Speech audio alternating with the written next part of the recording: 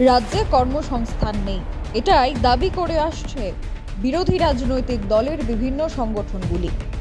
কর্মসংস্থানের দাবি, আইনের পুনঃশাসনের দাবি এবং নেশার বিরুদ্ধে বেশ কিছু দাবি দাওয়া নিয়ে মঙ্গলবার ফুলছড়ি থেকে কমলপুর শহরে সিপিআইএম পার্টি অফিস পর্যন্ত এক পদযাত্রার আয়োজন করা হয় ডিআইএফআই এবং টিওয়াইএফ কমলপুর কমিটির উদ্যোগে। তাদের পক্ষ থেকে বলা হয়, 50,000 শূন্য পদ সরকার পূরণ করেনি, বেকারদের যোগ্যতা অনুযায়ী চাকরিও দেওয়া হয়নি। এই বিষয় নিয়ে ডিওয়াইএফআই রাজ্য কমিটির সম্পাদক নবারুণ দেব রাজ্য সরকারকে একহাত করেন। তিনি বলেন, প্রতি বছর 5,000 কর্মচারী অবসরে যাচ্ছেন, কিন্তু তারপরেও কোনো নিয়োগ নেই। রাজ্যে টেট পরীক্ষায় পাশ করা, নার্স পাশ করা, ডাক্তারি পাশ করা বসে আছে, নিয়োগ করা হচ্ছে না সরকারের পক্ষ থেকে।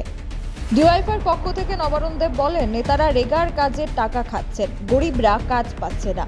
এই ধরনের একাধিক অভিযোগ নিয়ে আজ কমলপুর শহরে সিপিআইএম এর এই পদযাত্রা অনুষ্ঠিত হয়। Bureau report, social Bangla.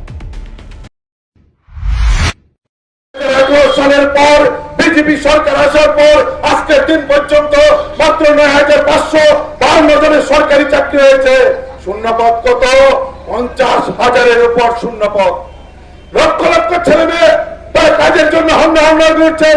আমাদের যে বেকার শিক্ষিত ছেলে বহির্দেশে চলে যাচ্ছেন, বিদেশে চলে যাচ্ছেন, একটু কাজ চাই, কাজ না, কাজ দিচ্ছেন না।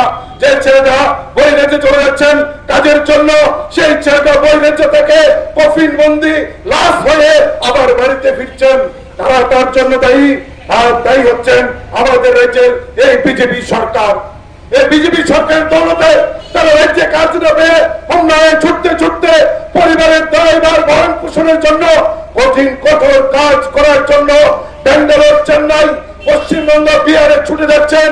কেউ সেখান থেকে মৃতদেহ হয়ে কফিনে বন্দি করে, কারোর লাশ আনার টাকা নেই। আমরা আমাদের সর্বভারতীয় সম্পাদককে নিয়ে এমন কয়েকজনের বাড়িতে গিয়েছে, অভিভাবকরা বলছেন লাশ আনার জন্য টাকা নেই। মানুষ থেকে ধার, লোন, ঋণ করে সুদে টাকা নিয়ে আমার ছেলের মৃতদেহ, এই নিথর দেহটাকে বাড়িতে আনতে হয়েছে। এখন পোস্টমর্টমের রিপোর্টটা আমি আনতে পারছি না। শেফদের পছন্দ সিস্টার মশলা, যা মডার্ন টেকনোলজি এবং স্বাস্থ্যসম্মত।